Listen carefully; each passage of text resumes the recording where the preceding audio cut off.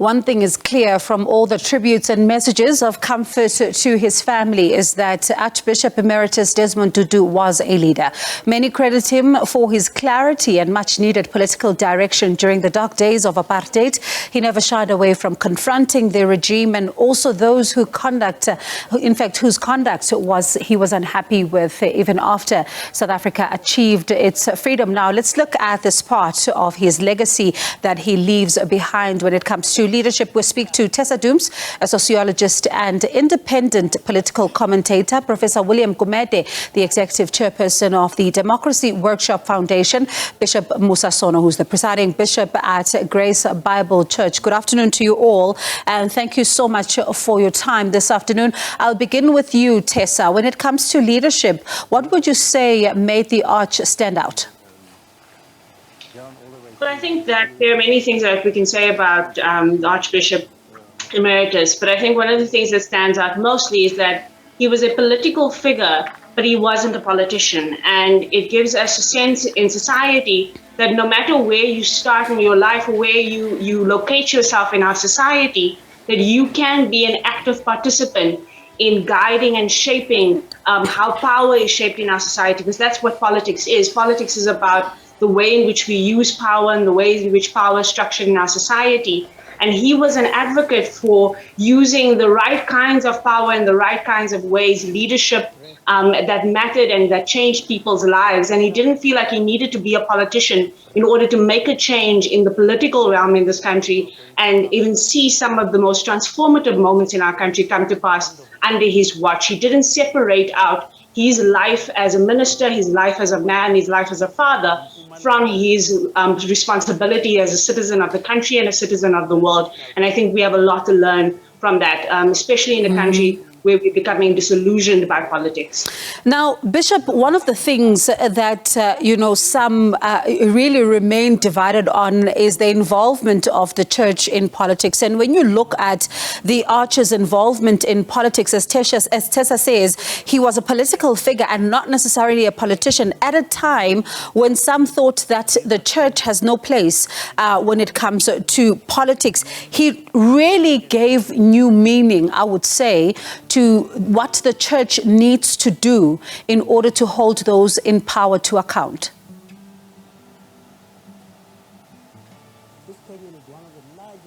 Yes, and thank you for inviting us to a brief discussion. If you look at the play of the Arch, the one particular one where he was talking about how the missionaries the Bible, and we have this Bible. And in that statement alone, what he was actually saying was, at the core of being a religious leader and leadership as such, religion as a whole and the Bible as a whole addresses life holistically. You know, when we live our lives, I don't at one point live only in the economic world, in the political world. I live in all these worlds.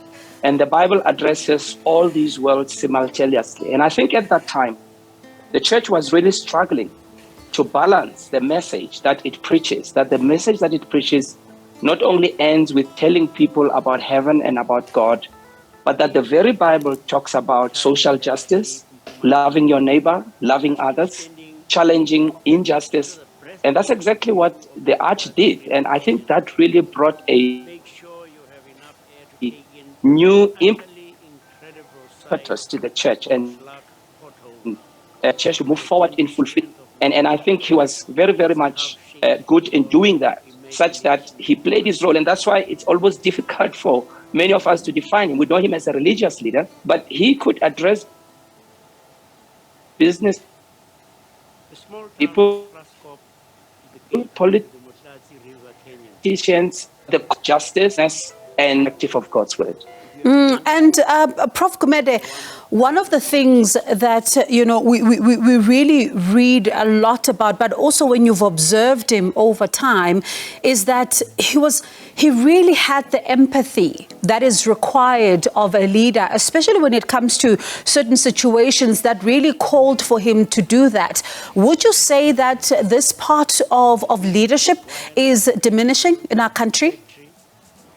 Yes, well, thank you for having me on the program. I think the thing about him is, for me, is almost ends of a long line of larger-than-life South African leaders who came through the liberation movement. But a specific kind of leaders, leaders that risen above their own township or their own village to have a much more global, to look at South Africa in its biggest, in its diversity, and to lead within diversity, but also globally, and who also appeal globally to your press in other countries, appeal to these kind of leaders. Now, we don't have those leaders now in the post-1994. And the thing about Desmond Tutu, particularly, I think he led from within. And when I say he led from within, is, the personal leadership first, his leadership, his life and his inner leadership. So he was in tune with his own internal emotions, with his own vulnerabilities, with his own insecurities. So from there, and to lead from there makes you a much more empathetic, a much more caring leader. And that is the leadership that we, unfortunately, that we need, especially, very desperately in our country, but also on our continent, because our kinds of societies that are very diverse and traumatized, whether it's from colonialism or apartheid, you don't need a sort of populist leaders who are militant and are shouting, but we need leaders that lead from within.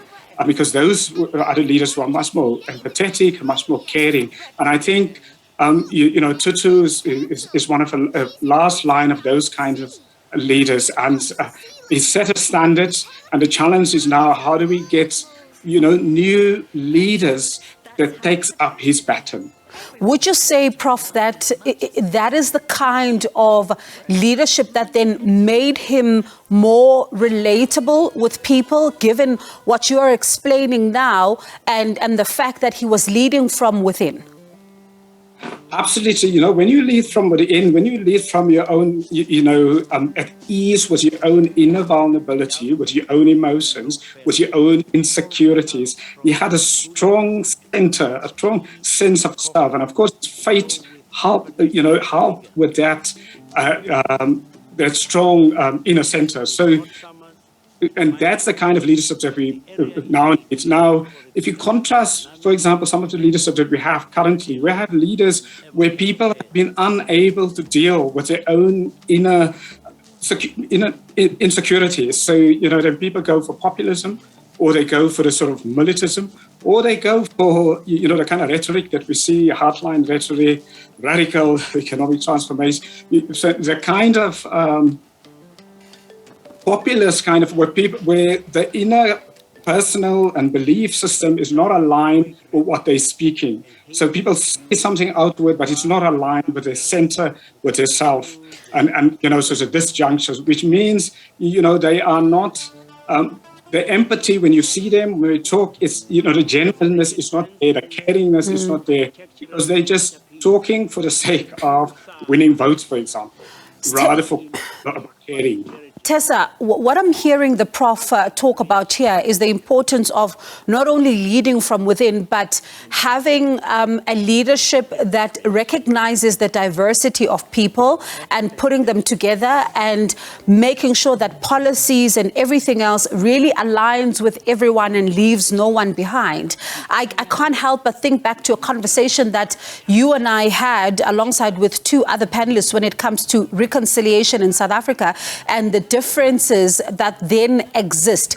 The Arch is somebody that has been credited with being able to bring together people from all walks of life. And if you listen to what the Prof is saying, is it a possibility, though, for the South Africa that we have today to have a leadership that creates policies and a country where everyone is able to not be left behind of whether you subscribe to RET or any other form of policies that are punted out there? Yeah, certainly, Bongi. And I mean, the question has been asked, are there going to be other leaders like the Arch in our future, in our present? And I think the first thing to say is that those kind of leaders already exist in South Africa. They may not all be in the political realm and in the political space at the moment, but we know that we have community upon community that has empathetic people who stand up and do the right thing every day, who bring people together in their own communities, across different communities every day. We have people who work in business. We have people who work in the NGO sector, who are doing things that have to foster collaboration amongst people in our society. So we focus so much and fixate so much on party politics particularly, and governance systems and the ways in which those things are broken, we sometimes miss the other kinds of leaders in our society who can and could be leading at the forefront of our society, even politically, who are showing empathy, who are showing that kind of leadership from within, who have an understanding of the communities that make up South Africa. And the ability to bring people together is about that understanding of humanity, and understanding that we are all people first, and that we need to relate to each other with the respect and the dignity that every person deserves. And I think that that's possible in South Africa still. But it does require leaders that are bold. I think boldness is not something that is separate from being empathetic, but we also need authentic leadership. And I think that's one of the things that the Arch is also credited with, that whether you agreed with the Archbishop or not, he was himself. He was authentic, and he would present his views the best that he could. And even when you disagreed with him, he was willing to be held to account. He was willing to engage in conversation. And I think that's also something that we can learn from the Arch, and that is missing in a lot of the ways in which we conduct politics today in the country, is that we don't necessarily hear our leaders speak with authenticity and then be held accountable for the things that they say and do. And I think the more of that we see in our society, and we have it in our society at the highest levels, the better we'll do at having what we spoke about a few weeks ago, which is honest conversations that bring people together and help us create the kind of policies and programs that we can jointly use to take South Africa forward. Bishop, one of the things that at the back of what Tessa just said is, I can't help but think of what some have been saying in recent days, that when you look at the TRC, when you look at the work that he's done, he's always chosen forgiveness, but his forgiveness was not without accountability. And this meant then that sitting at the table with some of the perpetrators while others are baying for blood, and he's trying to find the humanity within them. It had to take a lot for a leader to really reach that point of not baying for blood and just putting everybody at the table. I think that the Arch's belief and his way of leading was influenced by his religious beliefs, for one.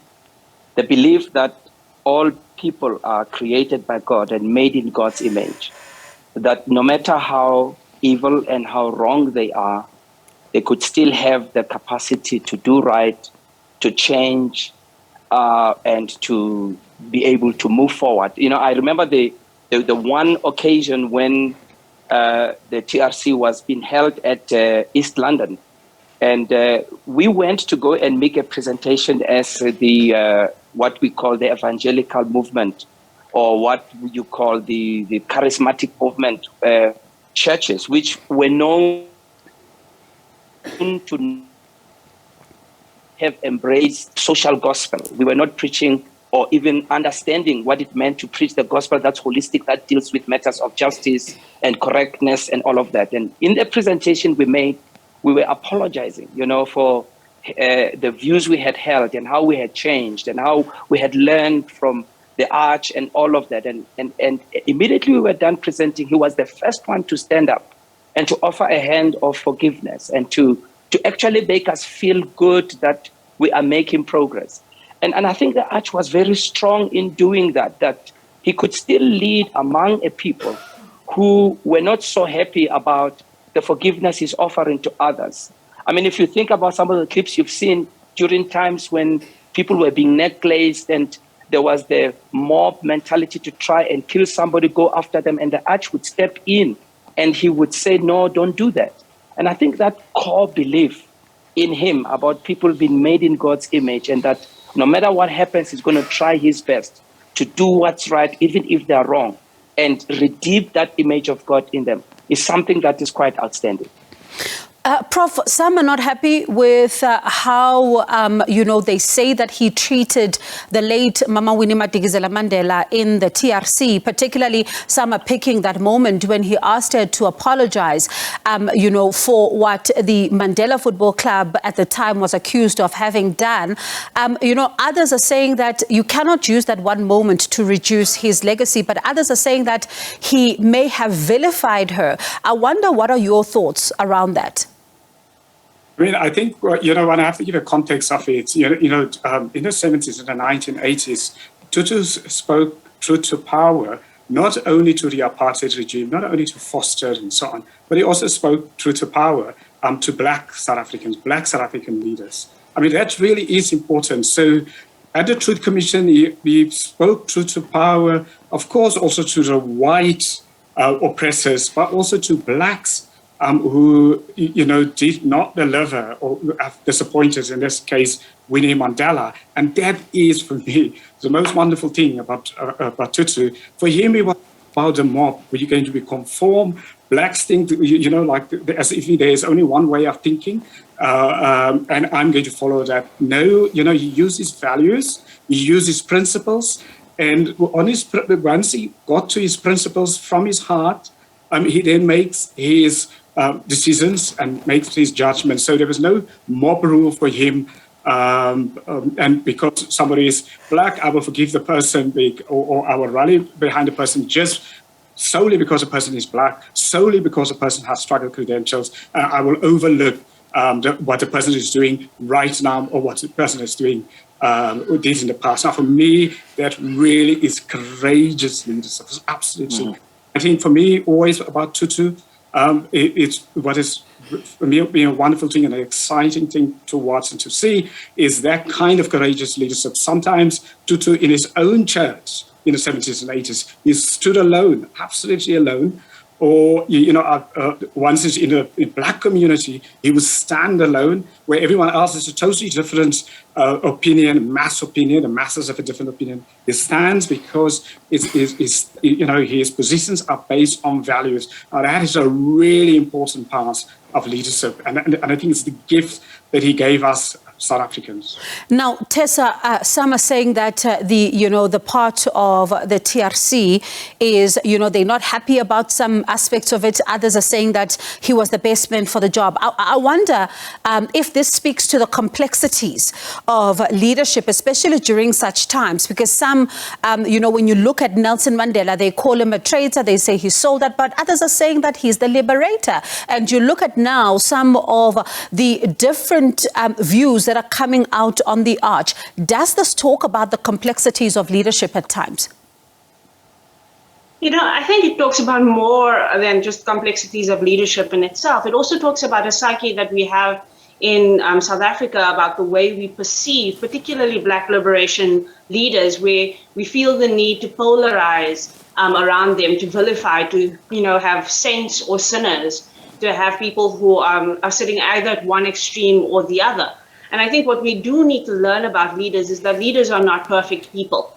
Regardless of how good their contributions to society are, they're not perfect people. And our job as a society is not to seek a perfect leader and not just to see people as worthy of leadership or worthy of any kind of accolade because they were perfect. Our job is to acknowledge the good, and our job is to hold accountable for the things we don't agree with. And I think, again, like I said earlier, people like the Arch didn't walk away from or shun conversations about the things that people didn't agree with him on. He owned up to things that he believed in, and if people disagreed, he allowed them to hold him accountable. He allowed them to say their say, even if they didn't agree with him. So I think that's the kind of thing we need to think about when we think about leadership, is we're not looking for perfect people. We're looking for committed people. We're looking for authentic people. We're looking for people who have empathy and heart and courage. And we're looking for people who are willing to stand in their truth and be held accountable for that. And I think we'll be a better country for it and better leaders for it if that's the stance that we take. Bishop, one of the articles I was, reading, because there's been lots of them when they look back at his life, one of the things they talk about is how he was a moral giant. Others are saying that his moral compass guided him at all times. Where do we find it now? I think maybe that is where leadership becomes a problem in the days in which we live. Because, that's why we have conversations around ethical leadership, because if our leading and our way of leading doesn't stem from some core values that we have embraced, that will guide what we do, not only what we do, but how we do what we do. That even when our own humanness sometimes tries to run away with us, because we meet situations that make us emotional, but those core values pull us back. It's striking to hear how the Arch would spend almost 4 hours in meditation a day. I heard someone as well was talking about how when he was leading the TRC, he would find time during the break when he would just sneak away and go and take time in prayer, and just talk to God for a while.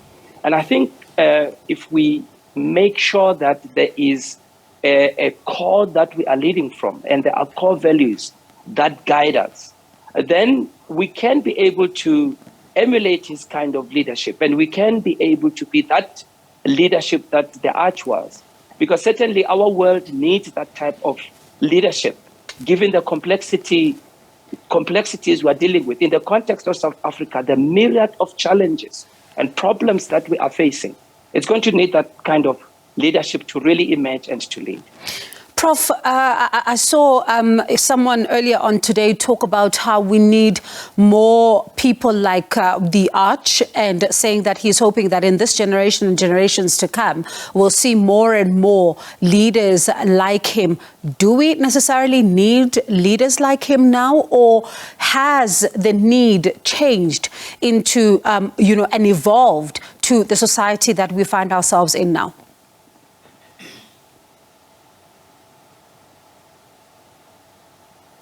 Prof. Gumede? Apologies. We are living in very complex times now. And so we need the Tutu kind of leaders more than ever to lead through complexity, where the world is not black and white, but it's in different type of shades. I'll just say a practical example. We now in the biggest crisis of the last 100 years, COVID, financial crisis, social crisis, political crisis, health crisis, all into one. Now, in order to navigate through a crisis like that, means we need leaders who can lead through that complexity, and not come with simple solutions or solutions of the past that's outdated. So, and for me, the thing about Tutu was that he was a leader during complex times. It was, and even at the Truth Commission, it's a complex, it was a complex issue that he led success. So now more than ever, we need a Tutu kind of leadership who are authentic, who are courageous. And the thing about Tutu that people often forget, that he was very well traveled and he was very well educated, very widely educated. And that's a very important thing. And also the fact, and I've been thinking about it, that he lived in other societies before and he worked in other societies. So he had a much more nuanced view of not only our society, but even other kinds of societies. And that is really, really important for leaders to lead through complexity. All right, I wish we had more time. Thank you so much to you all for trying, really just to delve deeper into a legacy that goes so deep, but really just getting a sense of the complexities that he had to navigate through his leadership. Thank you so much to you all for your time. That's Tessa Dooms, a sociologist and independent political commentator, Professor William Gumede, Executive Chair of the Democracy Works Foundation, and Presiding Bishop at Grace Bible Church, Bishop Mosa Sono.